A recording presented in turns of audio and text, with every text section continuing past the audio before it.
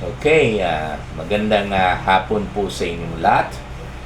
Ako po si Dr. Jeff Ho. Okay, nandito naman po tayo sa clinic at ituloy po natin ang ating live consultation. At nandito po ang isang pasyente natin na 10 taon gulang lamang pero ang katawan niya ilang kilos na po ito?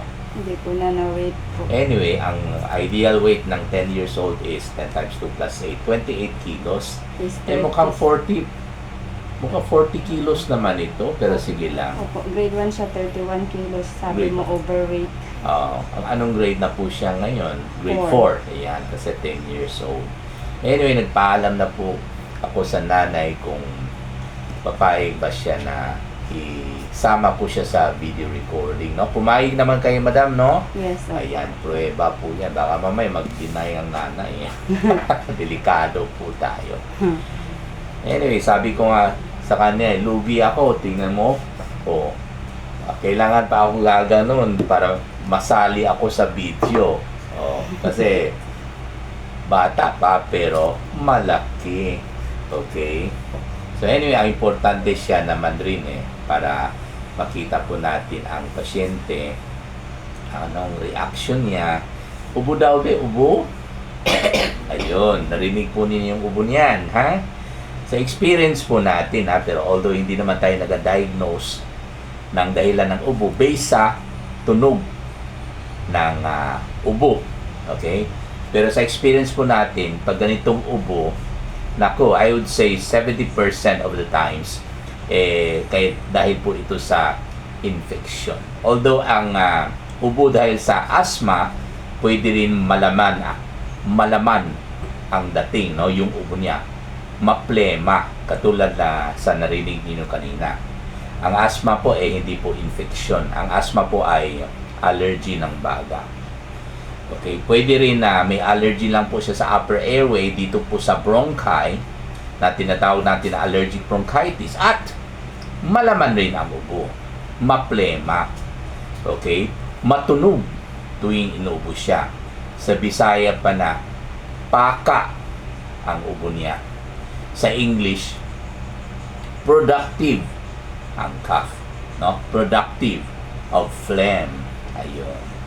Okay, so kailangan examinin po natin ang pasyente, pero bago examinin, patuloy natin yung pagtanong sa pasyente o kaya sa nanay kung anong mga circumstances, no, behind itong ubo na ito. Bago po siya nag-ubo, siya nga pala, ilan araw na po yung ubo niya? 5 days na to. 5 days. Okay. So, may napansin ako. Na pag-uusapan ko na po ito sa previous video recording, no? Tingnan mo, anong pagkaiba sa amin? Siyempre, puti ako. Siya, medyo hindi puti. Pero nothing to be ashamed of, no? Kahit gaano ka dark skin kayo, we have to be proud of being a Filipino. Okay? Kayo banggi. Ayan. Pero I think medyo mahilig ito sa takbo ng takbo sa labas, no? Kasi more than kayo manggi ito, no? Working. Ayan, biking daw. Sus, kahit mainit ang panahon, tingnan mo. Hindi na ito kayo manggi, medyo dark na ang kanyang skin talaga, no? Okay, so, anong pag-iba sa amin? Ay, syempre, matanda na ako. 63 pero parang 36. Ito naman 10 taon.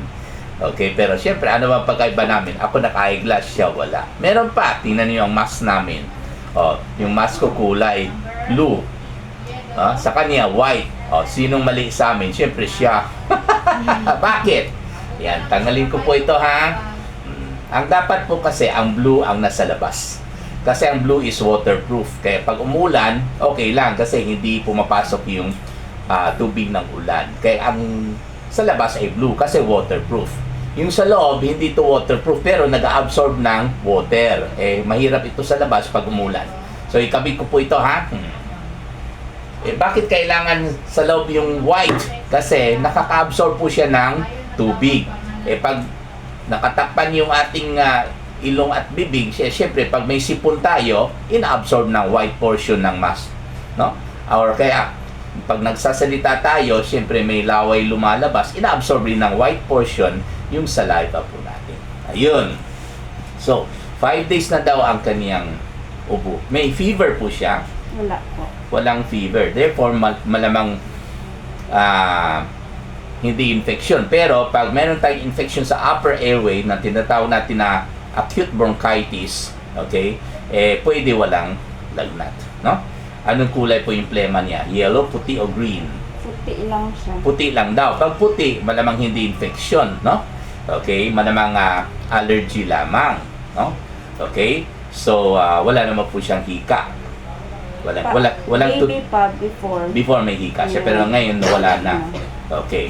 So, palagay po ninyo, lumalala po yung ubo niya sa nakalipas ng ilang araw. Comparing itong huling 2 araw, 4th and 5th day ng ubo niya sa yung first 2 days ng ubo, mas malala ngayon? Pareho lang po or better?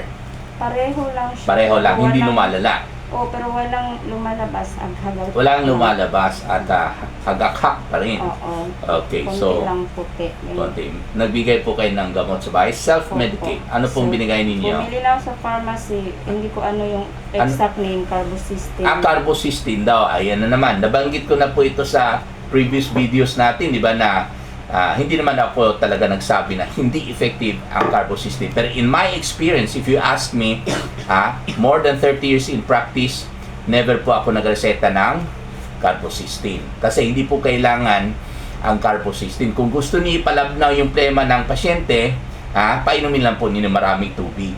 Okay, para hindi sila papawisan ng malakas, okay, hindi na po pwede sila magtakbo ng tapo, kaya bite ng bite. Kasi tutuyo yung kanilang katawan, ay magiging matigas na naman yung ubo nila. Kasi ang plema kasi natin para maging malabnaw ay kailangan hindi po tayo kumulang sa tubig. Okay? So, more rest, less activities. Okay? So, wala kayong ibang binigay na gamot bukod sa Carbocisteine? Wala po. Wala naman po. So, bago nangyari ito, bago nag-ubo, anong ginawa niya? May activities ba na parang napagod po siya? Naglaro ng ulan. Naglaro ng ulan? Opo. Okay. Sa ilalim ng ulan? Opo. Okay. And then, 2 days ago, gabi na, like 6, nagbabad sa planggana na puno ng tubig. Okay. Naglaro with friends. Matagal. Gabi Matagal. na. Kayo pala, nasaan pala kuya? Hindi. Umalis ako kasi bumilaw ng amlodipine sa father Okay. ko. Pero when I leave, sabi ko, saglit lang ha. Pagbalik ko, Nandyan pa rin? nandyan pa rin. Tapos Okay. sabi ko, sige na, enough na, pinauwi ko na yung friend. Opo. Tapos more on biking, say ko lagay ng towel lagi sa likod kahit sa school. Wala. Okay, so anyway, hindi naman talaga dahil sa nabasa yung likod kaya nagkapulmonya ang mga bata, no? Walang kinalaman ang pagpawis sa likod sa pag-ubo ng pasyente. Yun ang maling akala ng mga nanay or kaya mga tatay, no? Ang dahilan ng pagpawis, yun po rin ang dahilan kung bakit nagkapulmonya siya. Anong dahilan sa pagpawis? Siyempre, sobrang effort, no? Okay, napapagod, kaya pinapawisan. Yun pa rin ang dahilan kung bakit nakaubo ang pasyente, whether infection man or kaya asthma man, kasi napapagod. Nagkataon lang po kasi na nagpawis muna, kaya nag-ubo later on, kaya sinisi yung pagpawis sa likod, okay? Sinisi yung ubo sa pagpawis sa likod. Yun pala, hindi po talaga dahil sa pagpawis, kundi dahil sa napapagod. At dahil sa napapagod, bumagsak ang kaniyang immune system. So anyway, saglit lang po ito. Pakinggan ko lang po yung kaniyang baga, ha? Okay. Huminga na malalim. Sige. Inhale. Exhale. Sige pa. Sige pa. Sige pa. Sige pa. So anyway, may plema no? May plema. Kanina napakinggan ko na may plema talaga. Tapos ang akin lang po is katulad ng sinabi ko. Okay, may mga pasyente po tayo na may infection sa baga, may pulmonya na, walang lagnat, number 1, no? at hindi lumalala habang tumatagal yung ubo, no?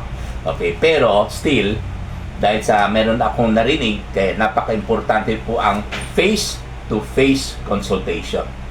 Dahil kailangan talaga examinin ang pasyente. Okay, pwede sa history taking, sa tanungan, malamang hindi infection. Kasi nga, walang lagnat, hindi lumalala yung ubo niya, puti pa rin po yung plema niya. So, parang walang infection, di ba? Pero, kailangan i-examine natin ang pasyente para ma-sure tayo kung ano pong dahilan ang kanyang ubo. May narinig po na yung plema, talagang meron siyang pulmonya or infection sa baga. Sa English, pneumonia. Dalawang dahilan yan. First, mikrobyo syempre. Okay? Galing sa hangin. Sumasama sa hangin nung pumasok sa kaniyang baga. Pangalawang dahilan, bagsak ang kaniyang immune system. Dahil po sa laro ng laro. So, ang gamot ng pasyente mo natin ay, syempre, walang iba kundi antibiotic. Pwede na po siya ng mag-cefalexin, kahit 250 mg per 5 ml suspension. Sa kaniyang timbang, kailangan siya ng 15 ml, 15 ml, 3 times a day for 7 days. Pwede tayo magbigay ng salbutamol syrup sa kanya. Okay, 7.5 ml, 3 times a day for 7 days. Okay? May sipon po ba? Wala. Okay. So, syempre, yung pangalawang dahilan, ano yun? Bukod sa may mikrobyo na nakapasok sa nabaga, syempre dahil po sa bagsak ang kanyang immune system. So, ang sagot diyan ay magpahinga po ang pasyente. No? Huwag mo na pumasok sa eskwelahan, pero kahit sa bahay siya, kailangan magpahinga siya. Ha? Importante po yun. Ha? Hindi lang po ang antibiotic ang magpatay sa mikrobyo sa loob ng baga niya, kundi ang magpahinga, okay, ay magpalakas ng immune system at yung immune system niya ay papatay rin sa kaniyang mikrobyo. At ang immune system ay walang iba, binigay po sa atin ng ating mahal na Panginoon, no? At magpasalamat po tayo sa kanya. Yung ating natural immunity. Maraming salamat po.